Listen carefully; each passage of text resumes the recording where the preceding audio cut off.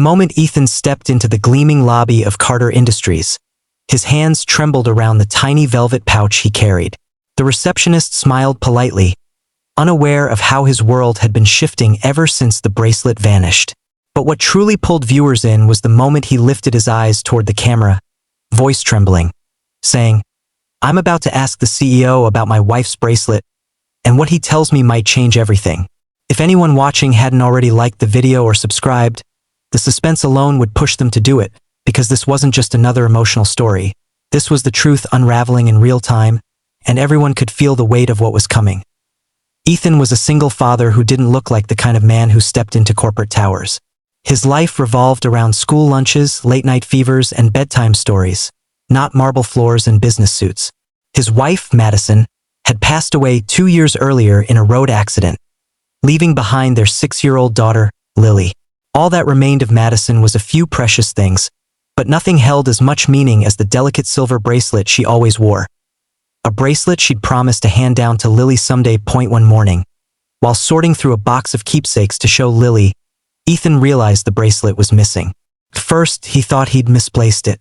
He searched every drawer, every shelf, even the car. But then something strange happened. His neighbor sent him a picture she'd found on social media. A corporate charity event where a woman stood beside the CEO, wearing a bracelet identical to Madison's. It wasn't just similar. It was the same. The custom engraving on the clasp made it unmistakable. That's how Ethan ended up here, heart pounding in the center of a world he did not belong to, waiting to confront the powerful CEO, Blake Carter, to ask why a stranger was wearing his late wife's bracelet. Blake Carter wasn't easy to approach. But Ethan wasn't a man fueled by anger. He was fueled by love and a promise to his daughter. After nearly an hour, Blake appeared, tall, sharp-eyed, and confused at the sight of Ethan standing in front of his office. Ethan's voice was steady but emotional when he spoke.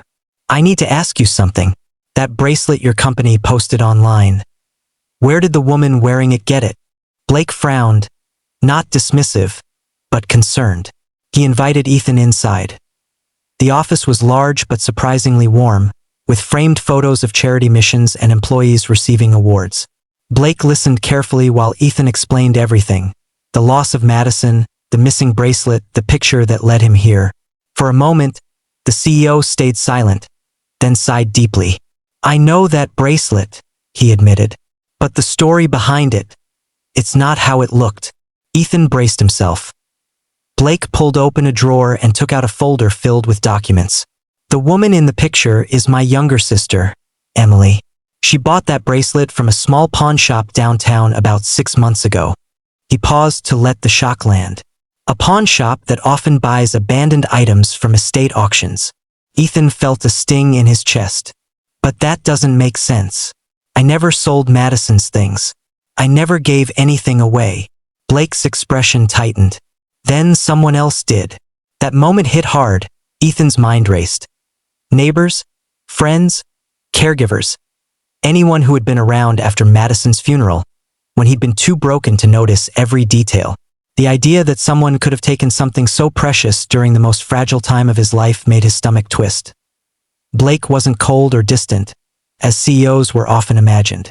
Instead, he leaned forward. "Listen, Ethan, I'm gonna help you get it back.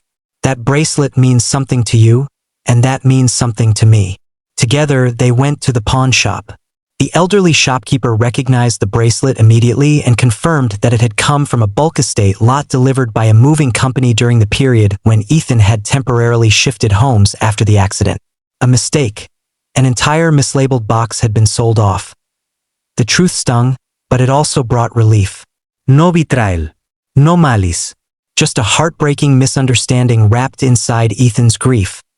But retrieving the bracelet wasn't simple. Emily had taken it with her while traveling abroad for a medical volunteer mission. She was in a village clinic with limited communication.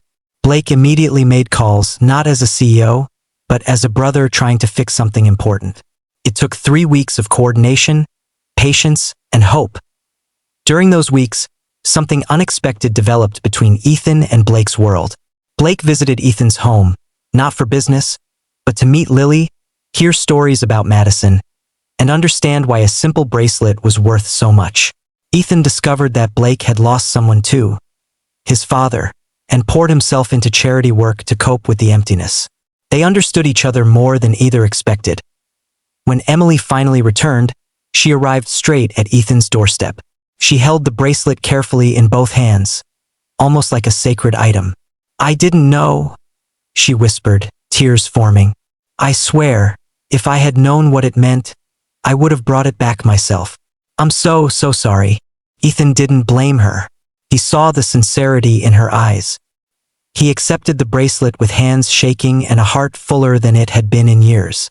"Thank you," he said, voice cracking. "This means everything." He gave the bracelet to Lily that evening. She held it to her chest, eyes sparkling. "This was Mommy's?" "Yes," Ethan said softly. "And now it's yours, just like she wanted." But the story didn't end there. Through the weeks of searching Madison's story, her kindness, her dreams, her love had touched Emily and Blake more deeply than Ethan ever expected. They invited him to speak at one of their charitable foundation events, encouraging families dealing with grief and single parenting. Ethan was nervous, but he went. He stood on stage and shared how love, not money, not power, had brought a CEO, a stranger, and a grieving father together. People were moved. Many cried. Many subscribed to the channel because the truth in Ethan's voice felt like healing.